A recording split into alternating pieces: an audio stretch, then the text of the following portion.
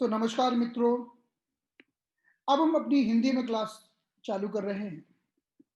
तो सभी का स्वागत है।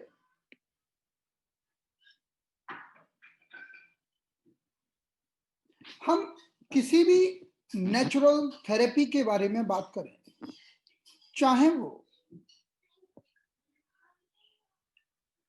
आयुर्वेदा हो, एक्यूपंक्चर हो, नेचुरोपैथी हो, जितनी भी नेचुरल थेरेपीज होती हैं, वो सारी की सारी थेरेपीज 5 एलिमेंट को बैलेंस करती हैं।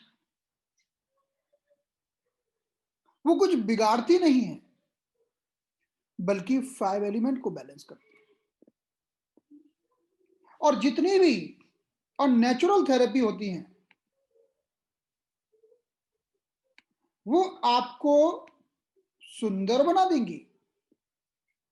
कैसे भी तोड़ मरोड़ के, किसी मसल को पैरालाइज्ड करके, जैसे कि बोटॉक्स में करते हैं। बोटॉक्स ट्रीटमेंट यानी flaccid paralysis of the muscle, muscle की फ्लैसिड पैरालिसिस। उसमें सिर्फ रिजल्ट से मतलब होता है कि आज और कल आप सुंदर दिखें। 2 साल के बाद अगर आप बिस्तर पर भी पड़ जाएं तो भी कोई मतलब नहीं। तो जितनी भी नेचुरल थेरेपीज होती हैं, वो 5 एलिमेंट को बैलेंस करती हैं। तो हम देखेंगे कि हमारे चेहरे की अलग अलग मसल्स का 5 एलिमेंट के साथ क्या संबंध है। आप किसी का चेहरा देखकर समझ सकते हैं कि इसके अंदर क्या गड़बड़ी है। किसी के चेहरे पर लाइंस देखकर आप पहचान सकते हैं कि इसके अंदर कुछ इम्बैलेंस है क्या। हमारे पास जब पेशेंट आते हैं कॉस्मेटिक थेरेपी के लिए, तो कहते हैं कि हमें ये लाइन नहीं चाहिए। ये जो लाइंस बनती है ना, ये लाइंस बनती हैं, किसी को फोरहेड पर बनती हैं, किसी को फरो बनता है, फ्रॉन, किसी को आंखों के नीचे लाइंस बनती हैं, किसी को ये लाइंस बनती हैं। तो हमारे चेहरे पर जो अलग अलग लाइंस बनती हैं, आप किसी का भी चेहरा गौर से देखना, और किसी का क्या, अपना खुद का ही देखना गौर से। आपका पूरा चेहरा का रंग भी एक जैसा नहीं है। इधर अलग रंग है, इधर अलग रंग है, इधर अलग रंग है, इधर अलग है। गौर से देखिएगा आज शाम को, रात को जब क्लास खत्म हो जाए, कि हमारे चेहरे का पूरा रंग भी यूनिवर्सल नहीं है, एक जैसा नहीं है, अलग अलग है। क्योंकि ये चेहरा नहीं है, ये पूरा यूनिवर्स है, पूरा कॉस्मोस है, पूरी बॉडी का रिप्रेजेंटेशन है यहां पर। और चेहरे पर हमारे बॉडी के एक एक पार्ट का प्रतिबिंब है। तो आपके बॉडी के जिस पार्ट में कोई भी प्लस माइनस होगा, उस उतने ही रेशो में, उतने ही अनुपात में वो सब आपके चेहरे पर भी मिलेगा। तो चलिए अब हम देखते हैं कि हमारे फेस की मसल्स का हमारे चेहरे पर पाई जाने वाली लाइन के साथ क्या संबंध है, और समझते हैं थोड़ा सा 5 एलिमेंट के बारे में। हमारा संपूर्ण शरीर 5 तत्वों से मिलकर बना है, 5 एलिमेंट से मिलकर बना हुआ है। तो element number 1, element number 2, element number 3, element number 4 और एलिमेंट नंबर 5, इनको हम कहते हैं आकाश, वायु, अग्नि, जल, पृथ्वी। और एक्यूपंक्चर में हम इनको कहते हैं, पहला एलिमेंट वुड, सेकंड एलिमेंट यानी फायर, थर्ड एलिमेंट यानी earth, fourth metal and fifth water. तो चाहे इस पूरे ब्रह्मांड को देखें, चाहे हमारे शरीर को, ये 5 एलिमेंट से मिलकर बना है। और 5 एलिमेंट थ्योरी में हमारे जितने भी इमोशंस होते हैं, चाहे वो खुशी हो, हैप्पीनेस हो, और चाहे वो दुख हो, सैडनेस हो, चाहे वो कोई भी दूसरा इमोशन हो, हर इमोशन एक एनर्जी है, एक ची है, और ची के अलावा कुछ भी नहीं। इसीलिए पल भर में आप खुश हो सकते हो और अगले ही पल दुखी। जब हम पॉजिटिव मूड में होते हैं तो हमारी ऊर्जा ऊपर की ओर उठती है, उसे हम कहते हैं हैप्पीनेस। और जब हम नेगेटिव मूड में होते हैं तो हमारी ऊर्जा नीचे की ओर जाती है, जिसे हम कहते हैं सैडनेस, डिप्रेशन, क्राइंग।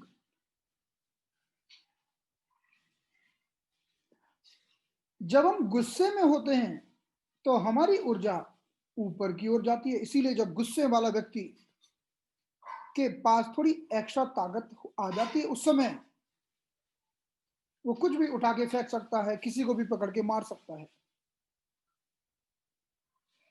और दूसरी ओर अगर कोई व्यक्ति डिप्रेस हो तो उसकी ऊर्जा सूख जाती है, वो जितनी ऊर्जा है उतनी ऊर्जा पर भी नहीं रह पाता, उससे भी कम हो जाती है। तो ऐसा क्यों होता है कि आदमी वही, लेकिन कुछ इमोशन में अलग हो गया और कुछ इमोशन में अलग हो गया, क्योंकि इमोशंस एनर्जी के अलावा कुछ भी नहीं। और हम एनर्जी को तो बैलेंस कर सकते हैं, हमारे पास वो सारी फैसिलिटी है, हम ची को बैलेंस कर सकते हैं। तो ची को या एनर्जी को या प्राण ऊर्जा को हम बड़े आराम से बैलेंस कर सकते हैं। हमें पता होना चाहिए कि गड़बड़ कहाँ है। तो जब भी हम 5 एलिमेंट की बात करते हैं,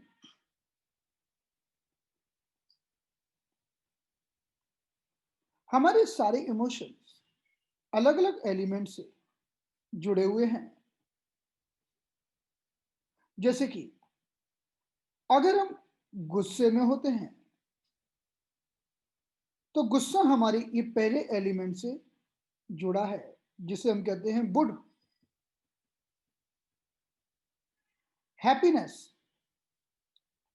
हमारे फायर एलिमेंट का रिजल्ट है। जब हैप्पीनेस होती है तो हमारे अंदर फायर होती है, और हमारे अंदर जब अच्छी फायर होती है तो हम हैप्पी होते हैं। अर्थ एलिमेंट जुड़ा हुआ है कुछ अलग टाइप की इमोशन से, जैसे चिंता करना, वरी करना, तनाव करना, ओवर थिंकिंग करना। तो अगर किसी व्यक्ति का अर्थ एलिमेंट कमजोर हो जाएगा तो वो चिंता तनाव में पड़ा रहेगा। तो कोई व्यक्ति बोले कि मुझे फोकस नहीं होता, मैं पढ़ता हूं ना, लेकिन मेरा दिमाग इधर उधर भटकता रहता है, फोकस नहीं होता। यानी अभी मुझे सोचना ये चाहिए जो मैं पढ़ रहा हूं, लेकिन मेरा दिमाग और कुछ सोच रहा है, तो उसे कहते हैं ओवर थिंकिंग। तो जो फोकस बनता है वो बनता है अर्थ एलिमेंट की बैलेंस कंडीशन से। अगर अर्थ एलिमेंट ठीक होगा तो आपका कंसंट्रेशन, आपका फोकस अच्छा होगा।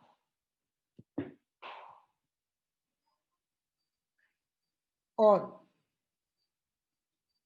मेटल एलिमेंट ये हमारा चौथे नंबर का एलिमेंट है, जिसका संबंध है लंग्स से, जिसका संबंध है हमारे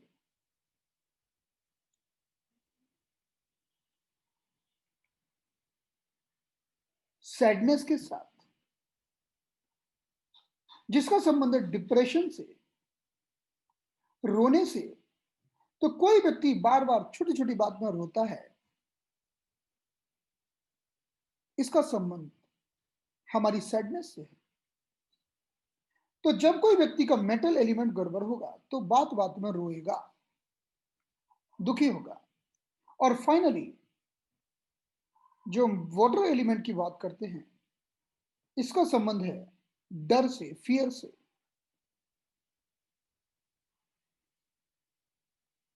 हमारे चेहरे की हर एक मसल एक अलग अलग एलिमेंट से कनेक्टेड है। तो जो भी हमारे इमोशन होते हैं, वैसा ही हमारा एलिमेंट प्रभावित हो जाता है।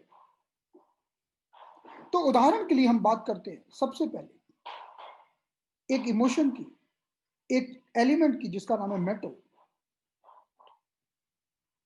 और मेटल का जो इमोशन है वो है सैडनेस। मेटल का इमोशन है क्राइम और डिप्रेशन। तो कोई व्यक्ति हमेशा डिप्रेस रहता है, सैड रहता है, बात बात में रोता है, या फिर गिल्टी महसूस करता है, उसे लगता है यार मुझसे कोई गलती हो गई, बहुत बड़ी गलती हो गई, और हमेशा इस गिल्टी फीलिंग में रहता है, तो उसने अपना मेटल एलिमेंट डिस्टर्ब कर लिया। अब हमें 5 एलिमेंट की थ्योरी के अनुसार हम लंग्स और लार्ज इंटेस्टाइन, इन दोनों को मेटल में रखते हैं। तो जब भी ऐसे व्यक्ति का हम लंग बैलेंस करते हैं, तो उसके सारे इमोशन बैलेंस हो जाते हैं। तो अगर कोई व्यक्ति इन नेगेटिव इमोशन में होगा, तो हमारे चेहरे की कौन सी मसल प्रभावित होंगी? इनमें से पहली मसल है जो प्रभावित होती है जब कोई व्यक्ति दुखी होता है, सैड होता है, परेशान होता है। तो पहली मसल का नाम है डिप्रेशर एंगुली ओरिस। डिप्रेशर का मतलब है नीचे लाने वाली, एंगुली का मतलब है एंगल, और ओरिस का मतलब है माउथ। तो माउथ को नीचे लाने वाली। इसीलिए हम देखो जब कोई व्यक्ति दुखी और डिप्रेस होता है, तो उसका पिक्चर ऐसा बनाते हैं। तो ये डिप्रेशर एंगुली ओरिस, हमारी डिप्रेशर एंगुली ओरिस मसल प्रभावित हो जाती है अगर कोई व्यक्ति डिप्रेस होता है, दुखी होता है, बात बात में परेशान होता है। और हम देख सकते हैं ये मसल की लोकेशन है, ये हमारे दोनों ओर ये मसल होती है। इस मसल का काम है हमारे मुख को नीचे की ओर खींचना।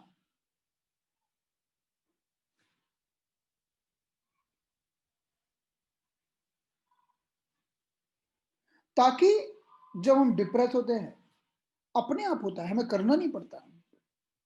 हमारा चेहरा, हम बोलते हैं ना क्यों चेहरा लटकाए बैठे हो, तो चेहरा लटकाए बैठे मतलब नीचे की ओर खींच के बैठे हो। तो डिप्रेशन एंगुली ओरिस मसल जब चेहरे को नीचे खींच लेती है, तो चेहरा लटक जाता है नीचे की ओर। और जब कोई व्यक्ति लंबे समय तक इन्हीं इमोशंस में बना रहता है, तो उसके चेहरे के ऊपर ये लाइन डेवलप हो जाती है, जिसे हम कहते हैं मैरियोनेट लाइंस। हम देख सकते हैं ये जो मसल की लाइन है, ये नीचे की ओर जो बन गई है, इसे हम कहते हैं मैरियोनेट लाइंस।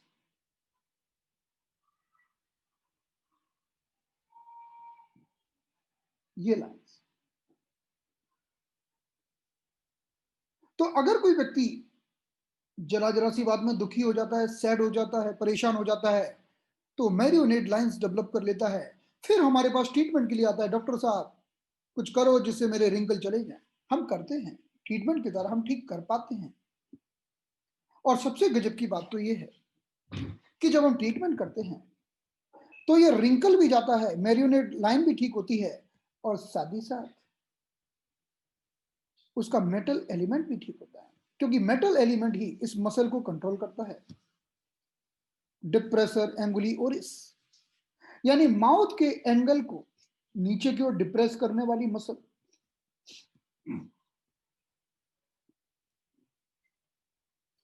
और पेशेंट हमारे पास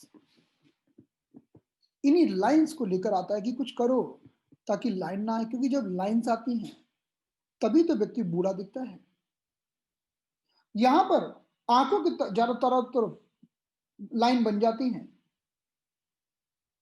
पंजे की तरह, पंजे की तरह लाइन बन जाती है, जिसे हम क्रोज लाइंस बोलते हैं, कौए के पंजे की तरह लाइन, कौए के फीट की तरह, इसलिए बोलते हैं क्रॉ फीट लाइंस। तो अलग अलग इमोशंस में हम देखेंगे कि कौन कौन सी लाइन बनती है। तो जब कोई व्यक्ति दुखी होता है तो ये बनती है पहली लाइन, जिसका नाम है मैरियोनेट रिंकल, मैरियोनेट लाइंस। अब हम बात करते हैं दूसरी लाइंस की, दूसरी मसल की।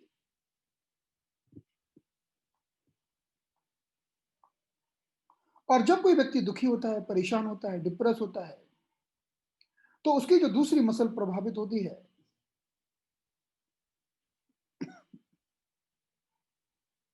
उस मसल का नाम है ऑर्बिकुलेरिस ऑकुलाई। ऑर्बिकुलेरिस का मतलब है राउंड, राउंड, और ऑकुलाई का मतलब है आईज। तो हमारे चेहरे में जो मसल आंखों को राउंड राउंड करती है, उसे हम कहते हैं ऑर्बिकुलरिस ऑकुलाई। तो अगर मैं आंखों को बंद करूं और खोलूं, देखिए, स्क्वीज, फिर खोलना, स्क्वीज, खोलना, स्क्वीज, खोलना, यानी दबाना और खोलना। ये मैं क्यों कर पा रहा हूं? इस ऑर्बिकुलरिस ऑकुलाई के कारण। तो जब कोई व्यक्ति लंबे समय तक दुखी बना रहता है, उसका मेटल एलिमेंट जब कमजोर हो जाता है, तो उसकी ये मसल भी कमजोर हो जाती है, जिसे हम ऑर्बिकुलरिस ऑकुलाई कहते हैं, और धीरे धीरे वो रिंकल डेवलप कर लेता है। तो हमारी आंखों के नीचे यहां पर लाइंस बन जाती हैं, जिन्हें हम कहते हैं टीयर लाइंस।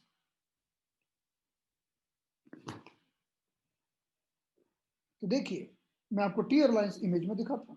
आप यहां देख सकते हैं कि आंखों के नीचे की ओर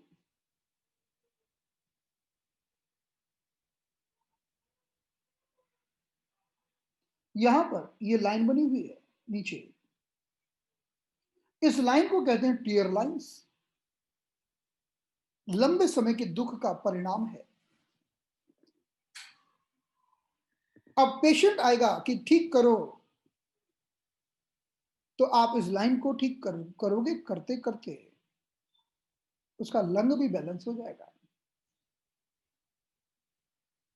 अब तीसरा और बड़ा ही महत्वपूर्ण, तीसरी मसल जो पाई जाती है, उस मसल का नाम है कोरुगेटर।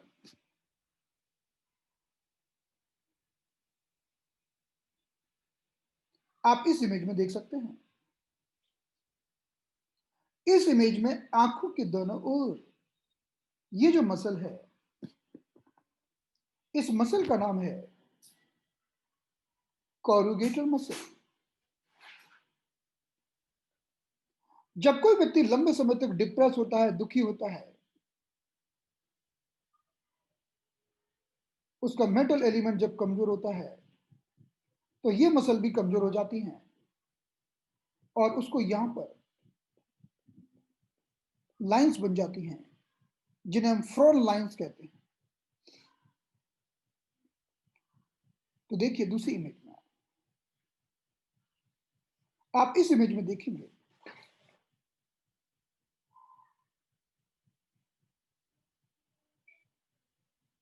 हमारे दोनों आईब्रोज के बीच में ये जो लाइंस बनी हुई है, इन्हें हम कहते हैं फ्रॉन्स लाइन। तो मुख्य रूप से मेटल एलिमेंट के डिसफंक्शन से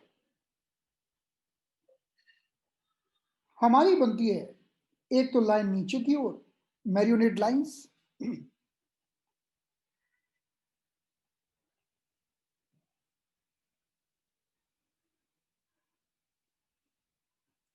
दूसरी बनती है टीयर लाइंस, जो आंखों के नीचे बनती है,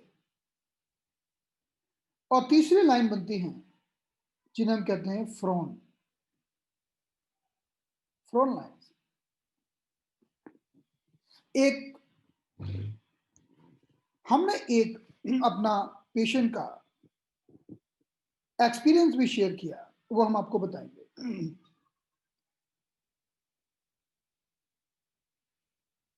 तो सिर्फ इन 3 लाइन को देखकर हम पता कर सकते हैं कि इस व्यक्ति की लाइफ में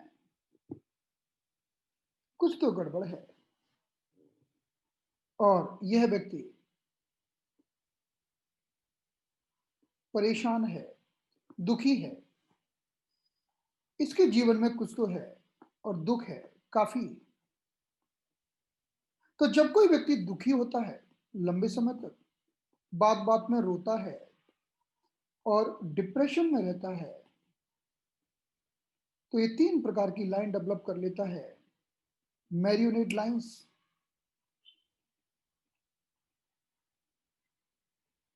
टीयर लाइन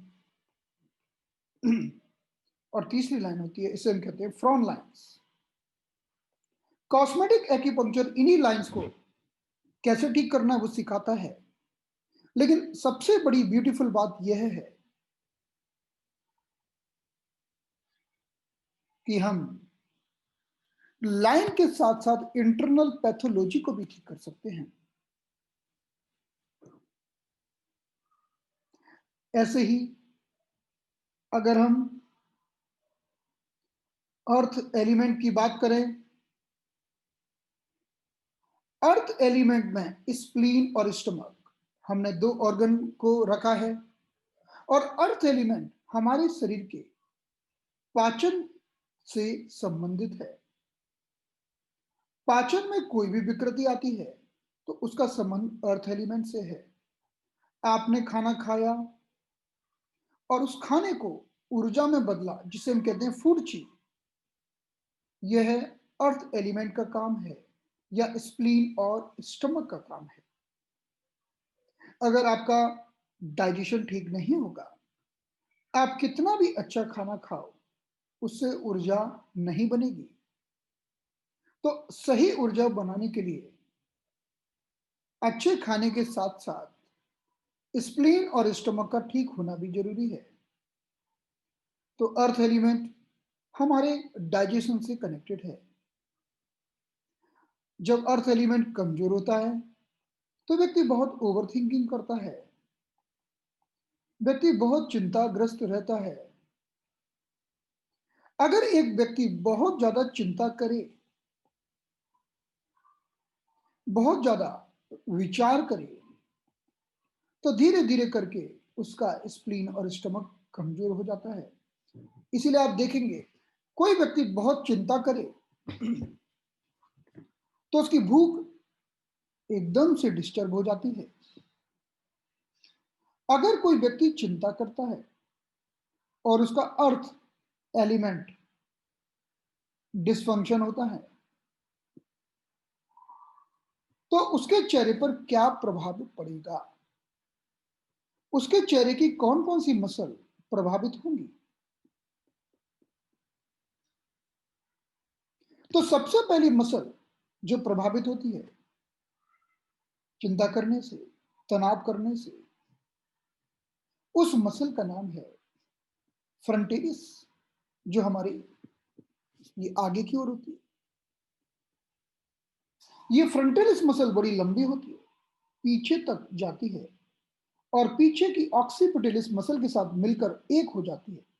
इसीलिए इस पूरी मसल को हम कहते हैं ऑक्सीपिटल फ्रंटिलिस मसल। तो हमें तो अभी आगे की मसल से मतलब है। तो जब कोई व्यक्ति ज्यादा ओवरथिंकिंग करता है, तो उसके ये फ्रंटिलिस मसल के ऊपर लाइंस बन जाती हैं। हमने देखा है कि कई कम उम्र के लोग जो बहुत तनाव में रहते हैं, उनके यहाँ लाइंस बन जाती हैं। हम मेरे कॉलेज में एक हमारे कॉलेज में मेरे साथ एक पढ़ता था बंदा, हम दोनों साथ में मेडिकल कॉलेज में थे। बड़ी चिंता थी उसको अपने करियर की, कॉलेज के सब बड़ी चिंता, क्या होगा, कहाँ जॉब करेंगे, कहाँ जॉब लगेगा, हमेशा ही चिंता में रहता था।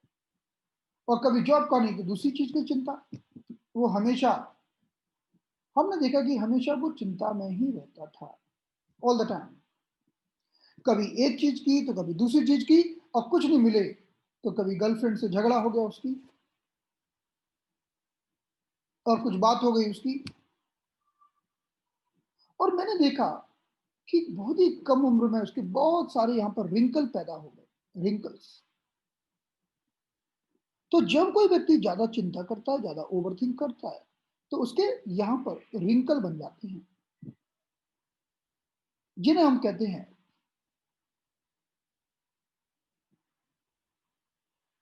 रिंकल्स, फ्रंटल मसल के रिंकल।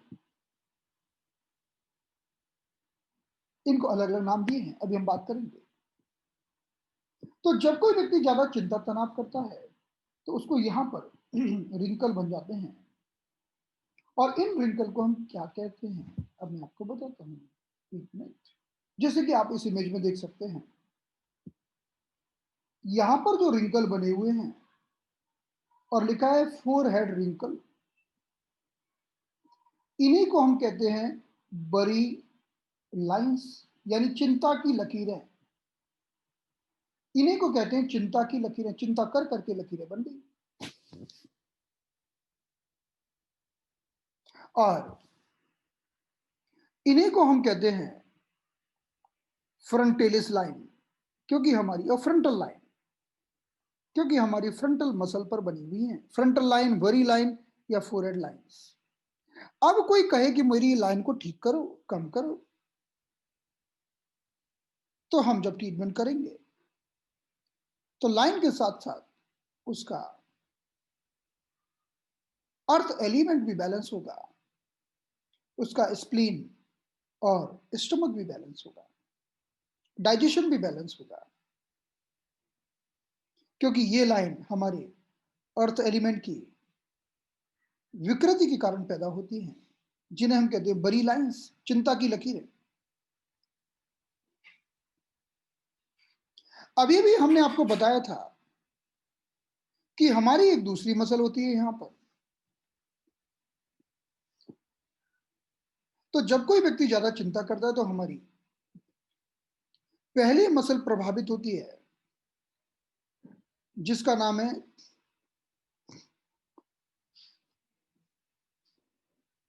पहली मसल प्रभावित होती है जो अभी हमने आपको बताई, फ्रंटेलिस। और इसकी विकृति से होती हैं बरी लाइंस, चिंता की लकीरें।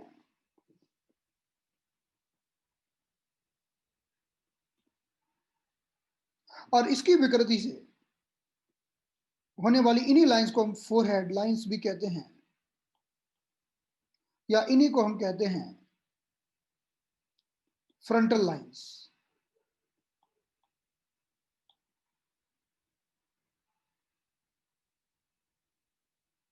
और क्यों गड़बड़ होती है हमारी फ्रंटिलिस मसल? बरी के कारण और ओवर थिंकिंग के कारण, ज्यादा चिंता और तनाव के कारण। चिंता और तनाव में हमारी दूसरी जो मसल प्रभावित होती है, उस मसल का नाम है कोरुगेटर। अभी अभी हमने समझा था हमारे आंख के दोनों तरफ ये जो मसल है इसका नाम है कोरुगेटर। इसको हम इमेज में देख लेते हैं।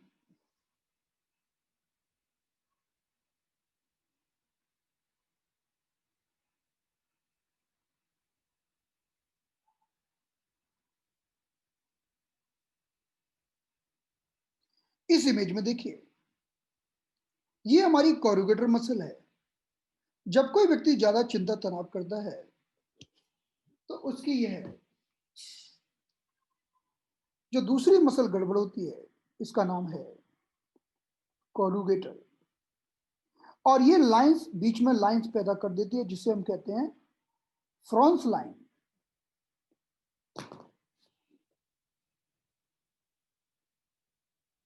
तो इस फ्रॉन्स लाइन को मैं आपको दूसरी इमेज में दिखाता हूं। आप इस इमेज में देख पाएंगे कि हमारे जो बीच में ये लाइंस बनी हैं, इन्हीं को हम फ्रॉन लाइन कहते हैं।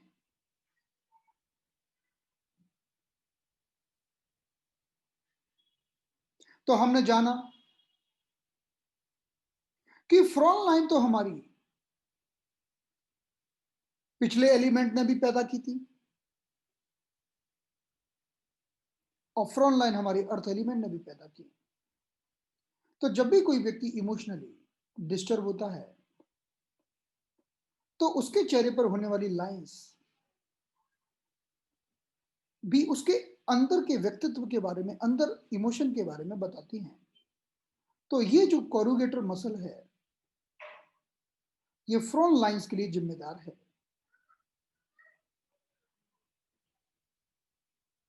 और हमने अभी थोड़ी देर पहले समझा था कि फ्रॉन लाइंस, टीयर लाइंस और मेरियोनेट लाइंस हमारे दुख के कारण भी आती हैं। तो अगर कोई व्यक्ति हमारे पास आता है जिसको फ्रॉन लाइन डेवलप हो रही है, तो यानी या तो उसके अंदर मेटल एलिमेंट का डिसफंक्शन है या फिर उसके अंदर अर्थ एलिमेंट का डिसफंक्शन है। तो मेटल यानी या तो लंग्स और लार्ज इंटेस्टाइन की विकृति है, अर्थ या तो स्प्लीन और स्टमक की विकृति है। तो हमारे पास एक लेडी जब आई, उसको काफी ज्यादा ये फ्रॉन्स बने हुए थे, यहां पर लकीरें साफ दिख रही थी, एकदम यंग लेडी। हमने पूछा आपको क्या प्रॉब्लम है? उसने कहा कि मुझे हमेशा कफ एंड कोल्ड रहता है। तो देखिए क्लियर हो गया ना कि उसको लंग की प्रॉब्लम है। मुझे हमेशा दुख रहता है, मतलब 70% टाइम मैं दुखी रहती हूँ, सब कुछ होने के बाद भी मेरे मन में दुख बना रहता है। तो सैडनेस इमोशन मेटल का है। तो क्लियर हो गया कि फ्रॉन लाइन क्यों डेवलप हुई। तो जब भी हम फ्रॉन लाइन का ट्रीटमेंट करेंगे, तो ये लाइंस भी जाएंगी, लंग्स भी ठीक होगा, कफ एंड कोल्ड भी ठीक होगा और सैडनेस भी ठीक होगी। और उसने आगे कहा कि मेरा हीमोग्लोबिन हमेशा 7 to 9 के बीच में ही रहता है, यानी मुझे हमेशा एनीमिया बना रहता है। तो देखिए स्प्लीन और स्टमक ही तो हमारा फूड से फूड बनाने के लिए जिम्मेदार हैं। अगर हम खाना अच्छा खा रहे हैं लेकिन तब भी हीमोग्लोबिन कम है, इसका अर्थ है कि आपका स्प्लीन और स्टमक गड़बड़ है, अर्थ एलिमेंट डिस्फंक्शन में है और ये भी फ्रॉन लाइन को डेवलप करता है। तो इस लेडी ने तो दोनों एलिमेंट को प्रूव कर दिया। तो हमारे चेहरे पर जब कोई भी लाइंस बनती है, वो लाइन ऐसे ही नहीं बन जाती, उसके कुछ कारण होते हैं। तो जब फ्रॉन लाइन को ठीक करना हो तो हम लोकल ट्रीटमेंट करेंगे, हम इसमें ग्वाशा करेंगे, हम इसमें कपिंग करेंगे, हम इसमें फेशियल ट्रीटमेंट करेंगे। और जब हम इस लाइन को ठीक करेंगे तो उस व्यक्ति का लंग और डाइजेशन एंड स्प्लीन वो भी ठीक हो जाएंगे। तो कफ एंड कोल्ड भी ठीक होगा, एनीमिया भी ठीक होगा। तो आज हमने सिर्फ 2 एलिमेंट के बारे में समझा। हम इसकी पूरी लिस्ट आपको देंगे कि अर्थ एलिमेंट में कौन कौन सी मसल प्रभावित हो जाती है, मेटल एलिमेंट में कौन कौन सी मसल प्रभावित हो जाती है और हमें क्या ट्रीटमेंट करना है, वो हम मंडे से बात करेंगे। तो आज हमने इतना ही समझा है। अब संडे को हमारी एक क्लास और है फ्री, वो हमारी क्लास है सुबह 11 बजे। उसका आईडी पासवर्ड हम आपको ग्रुप में देंगे। उस दिन भी हम फेशियल ब्यूटी के बारे में और पिगमेंटेशन के बारे में बात करने वाले हैं और ये क्लास सभी के लिए ओपन होगी, कोई भी ज्वाइन कर सकता है। उसमें भी हम कुछ आपको बहुत अच्छे टिप्स देंगे। तो संडे को मिलते हैं। अब कोई व्यक्ति अगर चाहता है कि उसको फेशियल थेरेपी सीखना है बहुत ही डीप में जाके, तो हम ये एक इंटरनेशनल लेवल का कोर्स काफी डिटेल में करा रहे हैं और कोई भी व्यक्ति इसको ज्वाइन कर सकता है। आप मुझे रिक्वेस्ट कर सकते हैं, मैं आपको लिंक दे दूंगा ज्वाइन करने के लिए। और आप अपना एक कॉस्मेटिक क्लिनिक भी बना सकते हैं। आजकल कॉस्मेटिक क्लिनिक की इतनी डिमांड्स है कि अगर आपने कॉस्मेटिक क्लिनिक चालू किया तो आपको बिल्कुल टाइम नहीं मिलेगा। इतने पेशेंट कॉस्मेटिक के लिए ट्रीटमेंट कराना चाहते हैं, कोई पिगमेंटेशन के लिए, कोई रिंकल्स के लिए, कोई लाइंस के लिए। तो अलग अलग पेशेंट अलग अलग प्रॉब्लम्स के लिए ट्रीटमेंट कराना चाहता है। इवन आपके ही क्लिनिक में आप एक अलग से रूम बना सकते हैं सिर्फ कॉस्मेटिक के लिए। हमने कुछ समय पहले एक एक्सपेरिमेंट किया था नॉर्थ इंडिया में एक जगह। तो हमने जब कॉस्मेटिक चालू किया तो इतने पेशेंट बढ़ गए कि बाकी ट्रीटमेंट के लिए भी हमें टाइम नहीं मिलता था। लेकिन एनीवे जब भी कोई क्लिनिक ओपन करता है तो उसका एक टारगेट होता है कि उसे एक अच्छी अर्निंग करना है। तो अर्निंग अच्छी होने के कारण फिर हमने उस क्लिनिक को कॉस्मेटिक क्लिनिक ही डिक्लेयर कर दिया। तो कॉस्मेटिक क्लिनिक बनाकर हम एक बहुत अच्छा काम कर सकते हैं। Thank you so much. अब हम संडे को मिलेंगे।